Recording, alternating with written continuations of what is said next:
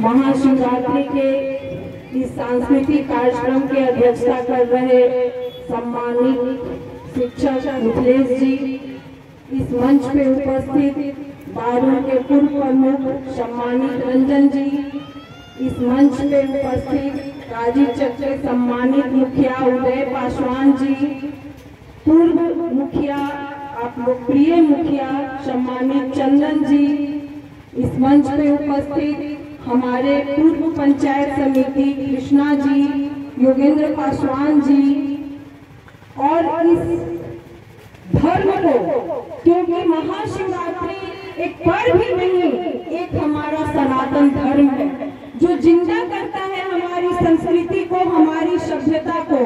तो मैं तहे दिल से शिव जी का और बलराम जी का तहे दिल से हार्दिक अभिनंदन करना चाहती हूँ कि उन्होंने इस सांस्कृतिक कार्यक्रम में न कर बल्कि पूरे हिंदुस्तान की हमारी जो सभ्यता और संस्कृति लुप्त हो रही है उसको जीवित करने का काम किया। इसलिए मैं उन्हें बहुत बहुत धन्यवाद देती हूँ। महाशिवरात्रि आप सभी जानते हैं कि हमारा सनातन बहुत ही खूबसूरत था, कोई जाति पाति नहीं थी, और शिव की पूजा इतने गर्व से हम लोग क्यों मनाते हैं?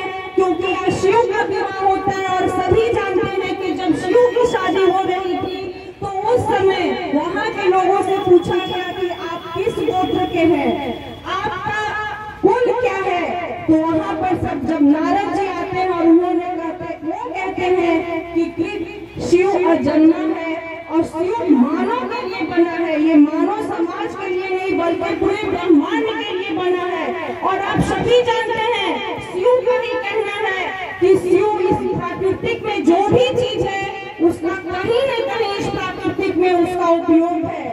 आज सबसे बड़ी बात, आज जब महाशिवरात्रि होता है तो शिव और पार्वती की शादी की जाती है। मैं इस बारे में आपसे कहना चाहूंगी कि विवाह संस्कार हमारे सनातन का सबसे खूबसूरत संस्कार था।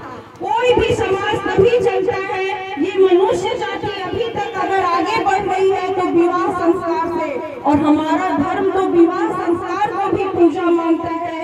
इसलिए मैं अपने आने वाले बच्चों का जो भविष्य है उनसे कहना चाहती हूँ कि अपनी संस्कार बचाना बहुत जरूरी है। और एक छोटा सा उदाहरण मैं आप लोग को देना चाहूंगी कि हमारी सभ्यता और संस्कृति क्या रही है। विश्व में कोई भी सभ्यता संस्कृति इतनी खूबसूरत नहीं।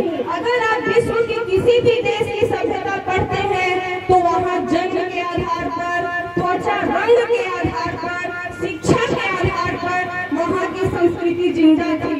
लेकिन जब हम अपनी सभ्यता और संस्कृति को देखते हैं तो हमारी सभ्यता संस्कृति न जात के आधार पर, न रंग के आधार पर, न शिक्षा के आधार पर, क्योंकि यहीं पर मैं इसलिए ये बात कहना चाहती हूँ कि हजरत मौलाना जो मक्का मदीना में रहते थे वो कभी हिंदुस्तान नहीं आए थे, लेकिन जब उन्होंने वहाँ ध्यान किया था तो उन्होंने कहा था कि ज्ञान की एक हवा है जो भारत से बहती है।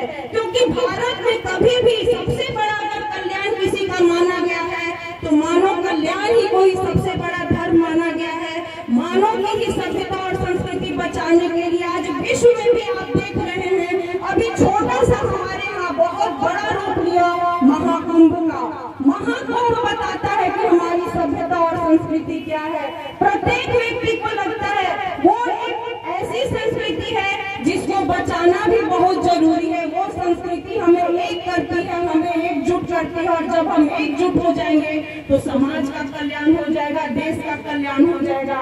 इसलिए मैं तमाम लोगों से कहना चाहती हूँ, एक बार फिर शिव जी का तहे दिल से धन्यवाद देना चाहूंगी कि जो संस्कृति से हमारे आने वाला पीढ़ी पिछड़ रहा है वो उस बच्चे को अपनी संस्कृति को जरूर सिखानी है और अपनी सभ्यता और संस्कृति को जरूर बचाना है। और महादेव के लिए मैं वो लाइन जरूर कहूंगी जो हर लोगों कहना चाहते हैं, कर्पूर गौरम करुणावतारम संसार सारम भुजगेंद्रहारम सदा वसंतम हृदय रविंदे भवम भवानी सहितम नमामि।